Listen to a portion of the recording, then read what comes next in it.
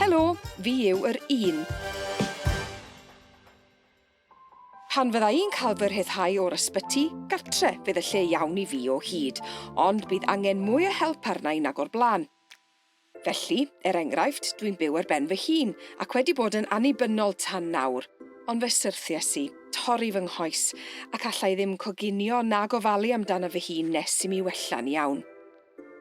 Bydd angen i rywun ddod yma i'm helpu, i'n nghael i nôl ar fy nhraed fel y gallai adennill fy hyder am hannibyniaeth.